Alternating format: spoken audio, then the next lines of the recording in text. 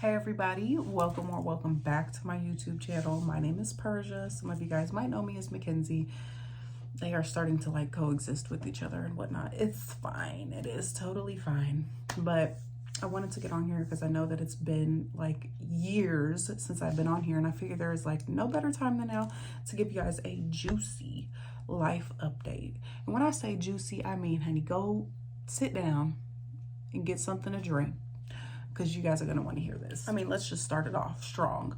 Last year, middle of the year, I made a huge life decision to move from Atlanta back to Kansas City. Kansas City is my hometown. If you didn't know, I don't know how you couldn't know, because I literally go so hard for the Chiefs.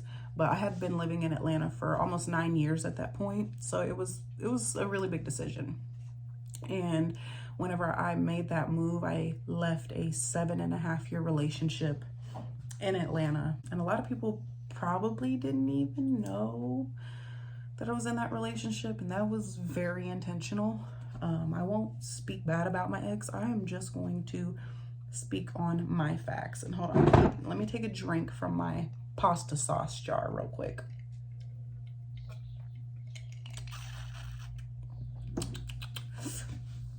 To wet my whistle. But that relationship carried its own set of challenges. I met him and got with him when I was 21. He was already in his late 30s, so I feel like the age difference played a huge role in a lot of the issues we had during our relationship. But essentially, the facts are that it felt more like a friendship. I felt like a roommate, and we were not each other's person. We loved each other, but we were not in love with each other. That is just the facts. I think I stayed for so long because of comfortability, being with somebody for that long. It's terrifying thinking about starting over. But I knew that for years, I knew that that's not where I was supposed to be. So it was hard. I lived a very unfulfilling life in Atlanta. And that led to me doing a lot of cheating. During the beginning of the year, last year, when I was still in that relationship, I was spending a lot of time traveling back and forth from Kansas City to Atlanta, Atlanta to Kansas City, because I wanted to spend time with my family. I had taken a trip to Thailand with my grandma. I wanted to be there for my nephew's first everythings, you know what I mean?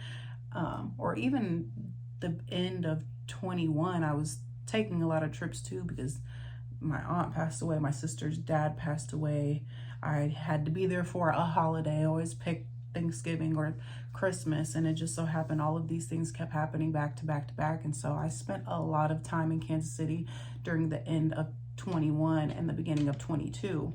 In 22, when I was doing a lot of that back and forth, I started hanging out with my cousin, and I started partying and making friends and going out and doing stuff that I had otherwise not done in Atlanta, because when I would do it, I would probably be doing something that I wasn't supposed to do, and it would always end bad.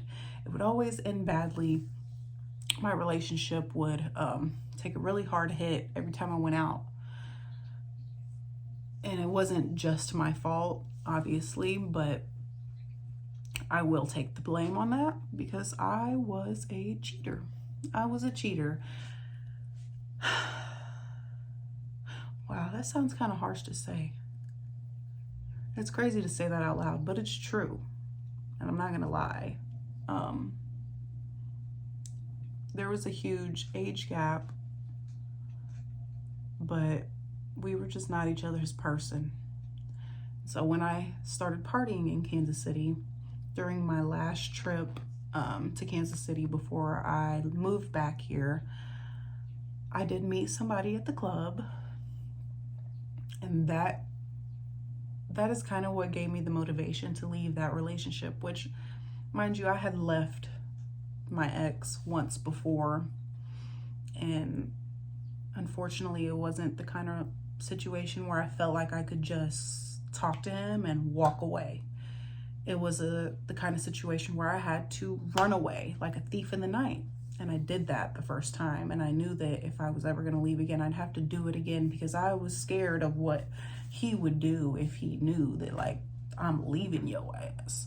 Once I finally met this other guy that made me realize, like, damn, this could be my person, and I'm missing out by staying in this loveless relationship. And so that gave me the motivation I needed. I went back to Atlanta and I waited a few weeks, but it was getting torturous at that point. I was like in love with this other guy, and all I could do was think about him, and talking to him in secret, you know, was very hard. Like, he was not ever supposed to be my side piece. He was always supposed to be the main piece. So it was hard whenever I had to like sneak and talk to him. It just didn't feel right. And my ex would probably like to believe that I had plotted leaving him for like years in advance, but the reality is that I had just met this guy and we fell in love. As simple as that. We fell in love. I said I need that in my life, and I left, and I did it again like a thief in the night. I packed my things in some tubs. I set it outside of a window. I went around the house like I was walking my dog, got my things, packed up my car as fast as I fucking could. I mean, I was sweating bullets while doing this in the middle of the summer. But it's what I needed to do to get away. And I took my dog and I left my other dog, who had just had puppies. That was really hard to do. But I had to do it because I couldn't take the puppies. They were still pretty brand new puppies, and I didn't want to put her through that stress of that road trip either. But on the road trip up there, I think my ex found out a couple hours into the trip, and I had blocked him on everything, but he had contacted me on Instagram, I think. Mind you, we never had each other on social media. Also very weird. He contacted me on social media and was like, you did this again, blah, blah, blah. I didn't even respond for a while. Because even though I was in love with somebody else, it's still hard to do something that you know is kind of foul deep down. Even though it's what you have to do, you know it's wrong. But it's right. Like, what am I even saying? I don't know. But I did keep in contact with him even after I got to Kansas City, because my dog was still there. All the bills were in my name. Once I got to Kansas City, my new boyfriend, I know it's not very smart to just jump from one relationship right into the next, but it is what needed to be done, because my new boyfriend is all that in a bag of chips. He found some place for us to stay for a few months until he bought a house. He bought a house, and we've been living here for a while. And at some point, I can't remember when, but during the beginning of our relationship, I was still in contact with my ex. We were cordial. Of course, he had my dog and he had the puppies, and he ended up selling the puppies and keeping one. And so I talked him into giving me my dog and the puppy. I had to take a trip down to Atlanta, and I had to go to the house where I had lived for 5 years. He had already gotten rid of all the other half of my things that I left, which kind of pissed me off, but whatever. I did leave like literally half of my things, but it's fine. I got the dog and I got the puppy. Being in Kansas City gave me like a second wind on life, especially because I had somebody that I loved and that loved me and that pushed me in the most positive way possible. You know, when I met him, he was in college and he was a firefighter. He had a career. He bought a house. I'm like, man, what a catch. Like, let me catch up a little bit. And it was kind of his idea, but he was like, you should do real estate. I'm like, you know what? You right. And so we went and I signed up and I took the classes, I took the test, and now I have my real estate license. I am not going to lie though, it is freaking hard. Real estate is definitely a career where you really have to put yourself out there. I know I put myself out there in other ways, but in real estate, it's a little different, you know, but I'm not discouraged at all. I just wish that I could kind of pull my head out of my ass and just dive deep into it. But there's so many other factors in my life that my attention is elsewhere, you know, but I need that to not be the case because I have not made my first deal yet, and that sucks. But like I said, I'm still not discouraged. Hopefully that deal will come soon. And I mean, soon would be nice. But in the meantime, in between time, even while I was working on getting my real estate license, my grandma called me. Mind you, she's been a tax preparer for like 39 years. She calls me, she's like, hey, we really need some first year tax pros. You should do it. And I'm like, fine. If you're gonna peer pressure me, I will do it. I wasn't really doing much at the time. And taxes is kind of something that runs in my family. My mom did taxes, my grandma does taxes, and her mom did taxes. And so I kind of knew that it meant something to my grandma that somebody in my generation pick up this skill.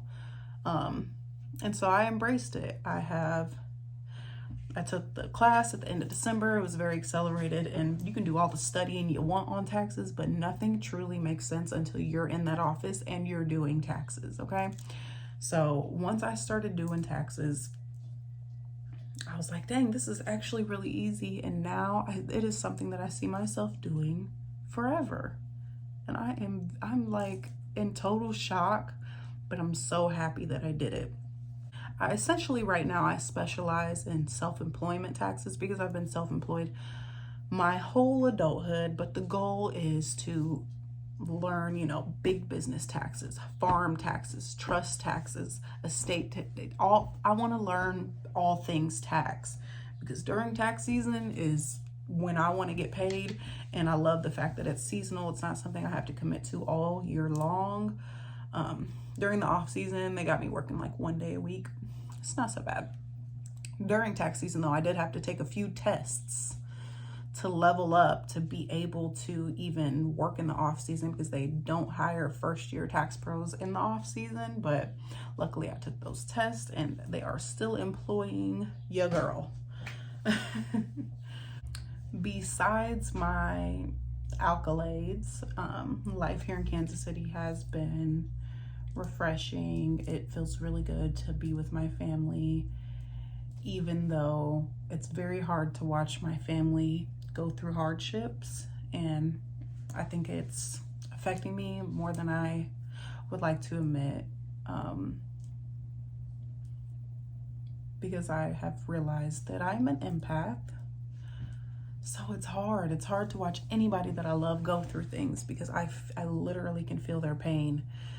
But I still am just very grateful to be here. I'm also very grateful for my man.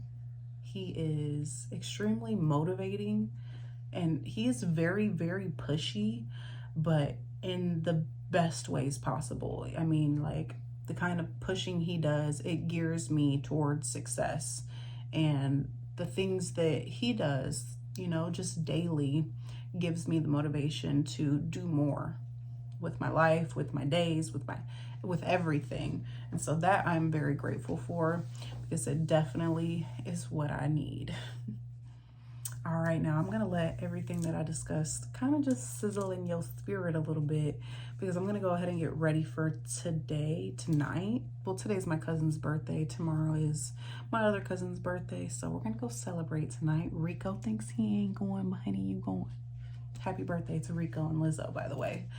And if you guys have any questions regarding anything that I said, drop it in the comments. I promise I will not be gone for another 2 years, okay? And that kind of felt good to get some of that out. Later.